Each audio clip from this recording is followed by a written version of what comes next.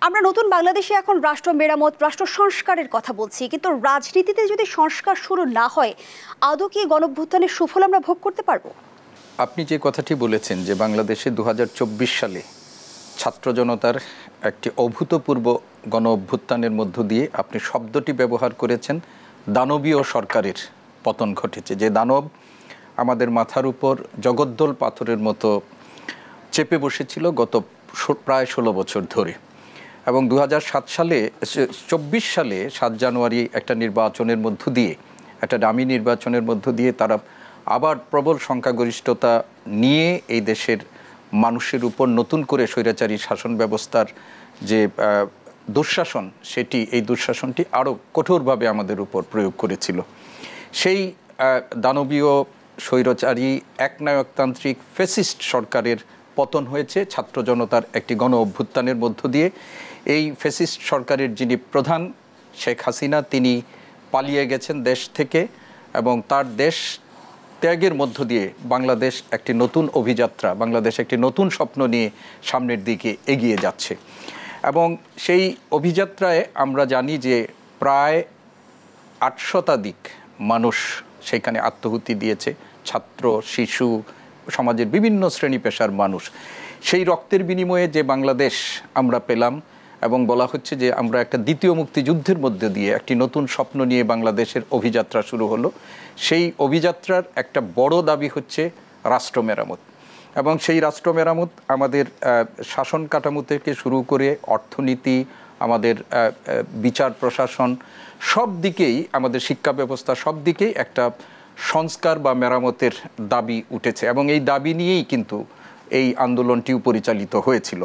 এখন একটি অন্তর্বর্তীকালীন সরকার দায়িত্বভার গ্রহণ করেছেন। সেই সরকারের আজকে বয়স হয়েছে 17 দিন, এবং এই 17 দিনের বয়সের মধ্যে এই সরকারকে একটি প্রবল সংকটের মধ্য দিয়ে যেতে হচ্ছে। রাজনৈতিক ক্ষেত্রে আমাদের সংকট আছে, অর্থনীতি, আমাদের ভঙ্গুর একটা অর্থনীতি নিয়ে এই সরকার যাত্রা শুরু করেছে।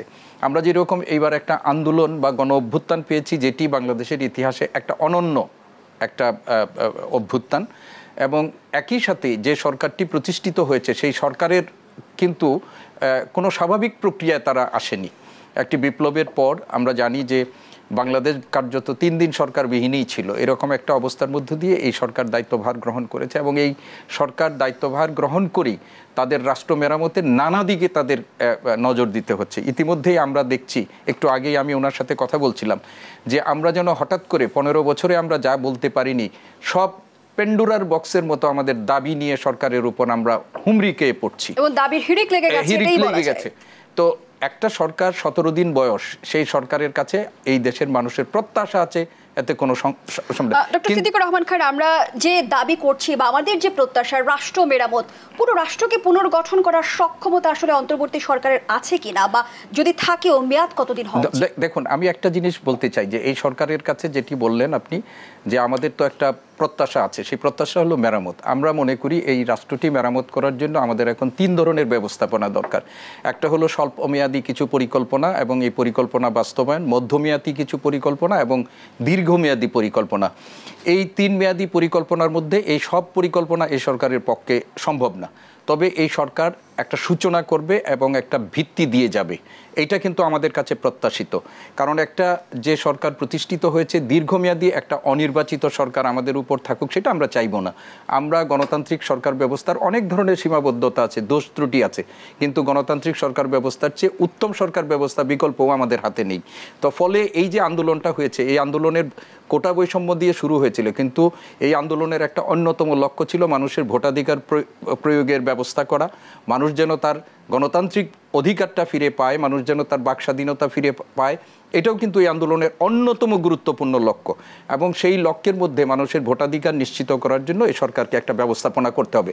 আমরা যেটা চাই যে এই সরকার সব কিছু মেরামত করবেন তা না, কিন্তু মেরামতের কর্মযজ্ঞের সূচনাটা তারা করবেন, এটা একটা ভিত্তি রচনা করবেন। পরবর্তীতে এসে গণতান্ত্রিক সরকার যারা আসবে বা জনগণের ভোটাধিকারের ভিত্তিতে যে সরকার প্রতিষ্ঠিত হবে, সেই সরকার এই সরকারের সূচিত সংস্কার কার্যক্রমকে এগিয়ে নেবেন।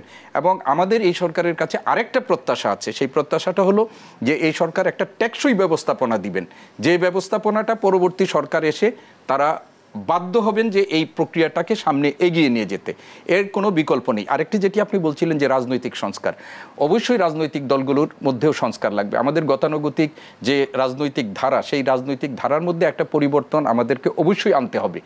এই যে অভ্যুত্থান হলো, সেই অভ্যুত্থানের মূল কারিগর কিন্তু মূল রাজনৈতিক দলগুলো না, এই কারিগর হচ্ছে আমাদের ছাত্র এবং সাধারণ জনতা, এবং ছাত্র এবং সাধারণ জনতার একটা প্রত্যাশা আছে, এবং সেই প্রত্যাশাটা হলো দেশে একটি নতুন গণতান্ত্রিক রাজনৈতিক বিধি ব্যবস্থা, একটি অর্থনৈতিক এবং একটি শিক্ষাক্ষেত্রেও একটি নতুন বিধি ব্যবস্থা।